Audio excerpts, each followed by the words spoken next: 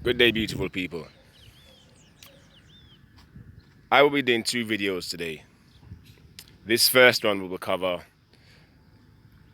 a few aspects on the medical system and things that are taking place for many of you to start coming together, including you doctors. Because I know that not every single doctor is in on this game of killing humans. How a lie is best created and maintained is to keep only a few people fully informed, and everyone else is just doing what they think is best, but they're not fully informed of the lie being orchestrated.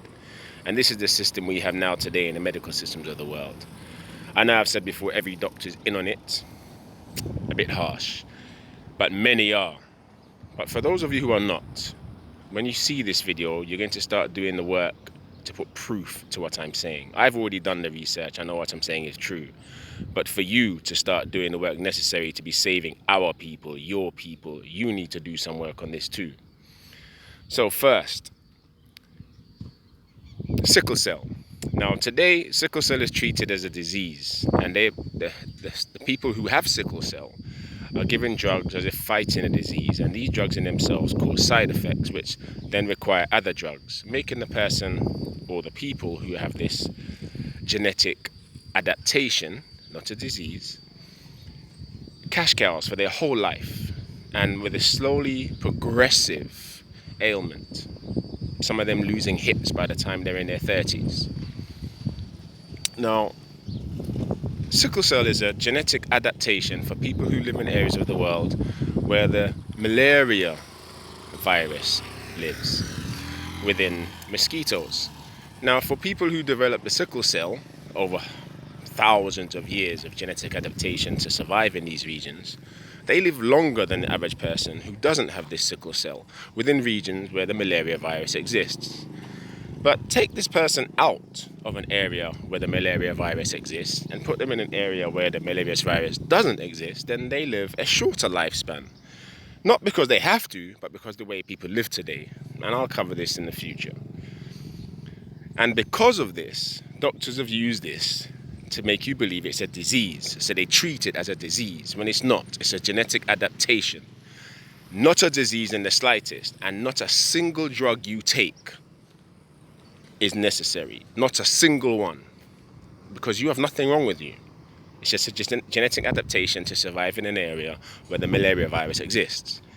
Now, for some it means a reduced intake of oxygen, but this is not necessary either.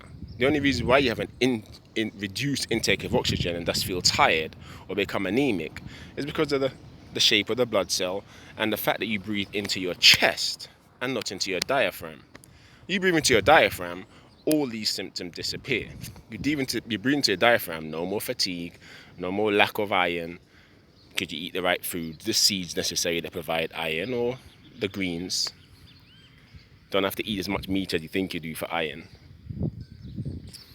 And all the symptoms disappear. No need for a single drug. Now, the doctors that make you believe it's a disease do this on purpose, because the drugs themselves, as I said, kill you slowly. A slowly managed death. Slowly managed extinction of a certain set of people, a demographic of people. And they make money off you in the whole process of your lifetime. But all unnecessary. For those of you who have sickle cell, I have worked with sickle cell patients in my lifetime, and every single one I have reduced all their ailments. One of them was at the point where they had hip replacement. I worked with them, all the pain was relieved from their body. They stopped taking many of their medications. But the only reason why they wouldn't speak of what I did, because they were afraid of losing their benefits. Stupid person. They'd rather be on benefits than healthy. Okay. The other person I worked with, all of their ailments disappeared. But yet another person wouldn't speak about it because they were afraid of losing their benefits, because these are in England. Another one is lupus. Now, lupus isn't a disease either. Lupus is an immune system dysfunction that comes about because of aikido upon the body. So, what happens is, as a child, many people are being touched by other adults around them, doctors, and many professionals who are trained in aikido specifically to shatter the energy of the body. Now, as they put their hands up on your kidneys, on your back, or put their hands on your back, on your shoulders, the energy slowly creates a reaction within the immune system of the body. And the immune system starts thinking, well, ooh, something's wrong. And it attacks itself because the body's own energy is going funny. Now, a lot of the systems of the body are energy regulated by energy because they're nervous system regulated. And the nervous system functions by electricity, cognitive circuitry.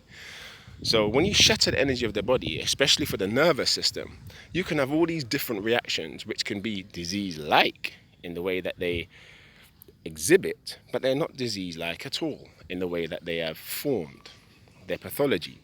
They are energy-like, and it's because of Aikido on the body. Now,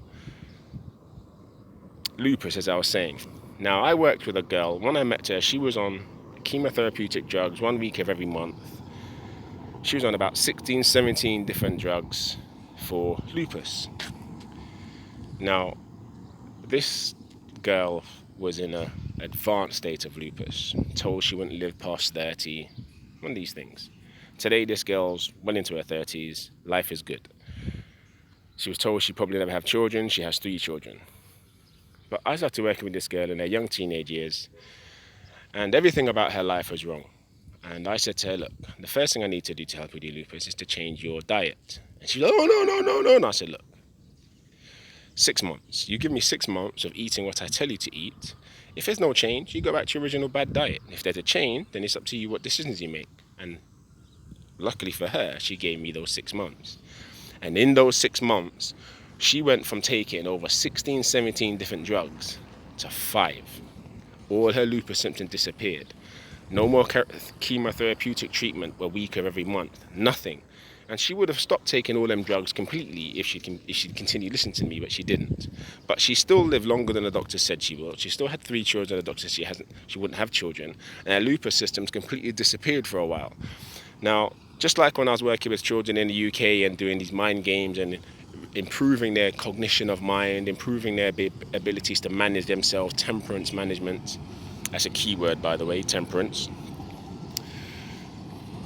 And the social services, NHS, educational services, were doing research just trying to find out how comes all these children all over the place were improving in behavior, improving in grades.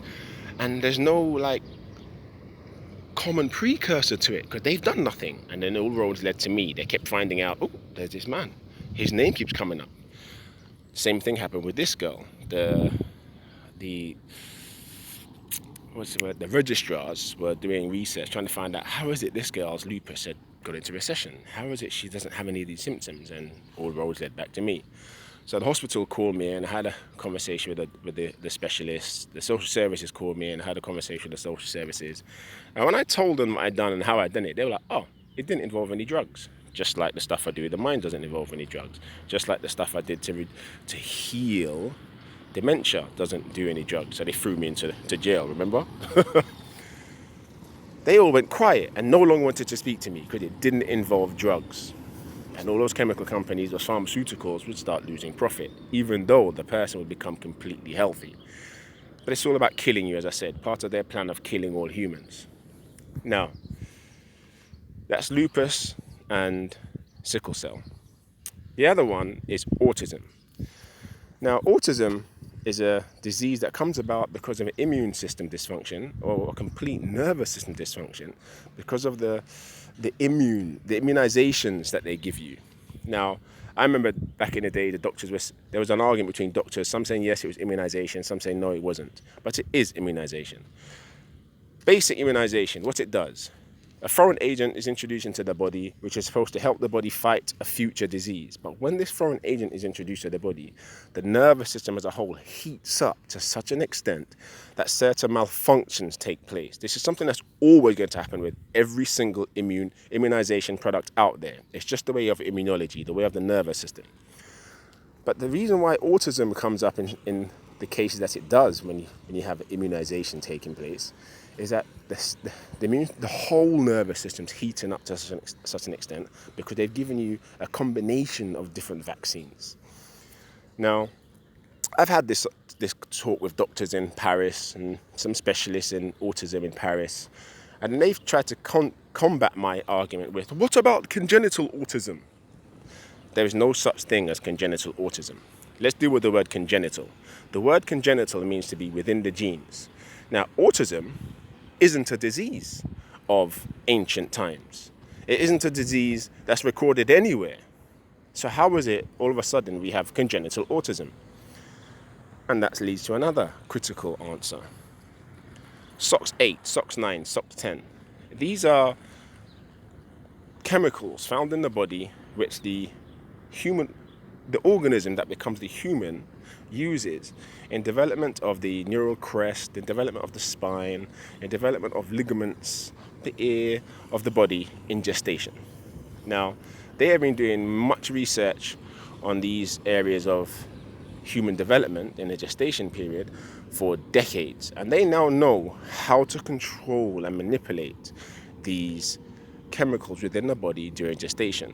And it's these chemicals which are being activated or deactivated or altered in gestation by the food products that they're giving you. They're putting specific agents in food products, naming them under some conservant, and they're not a conservant, they're a poison in themselves.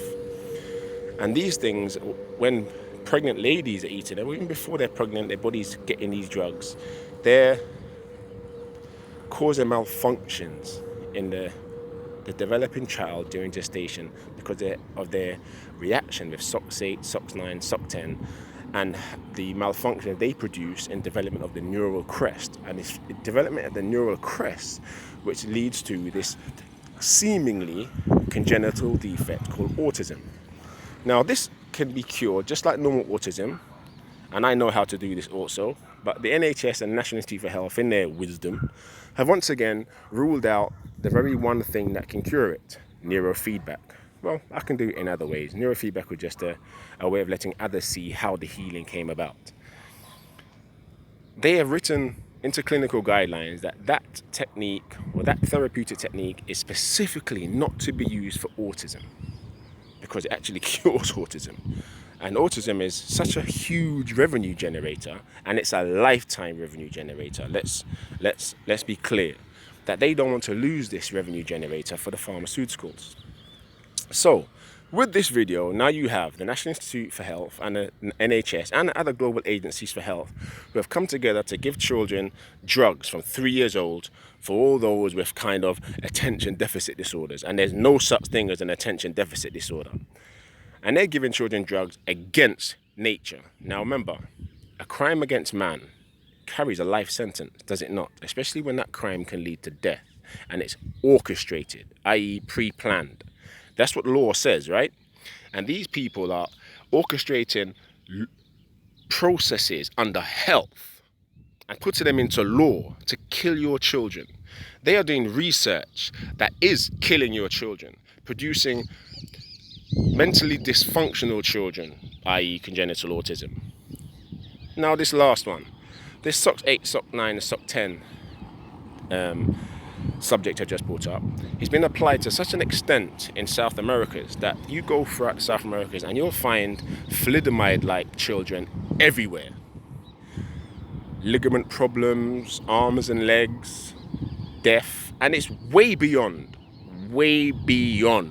any natural occurrence of these malfunctions in nature, way beyond.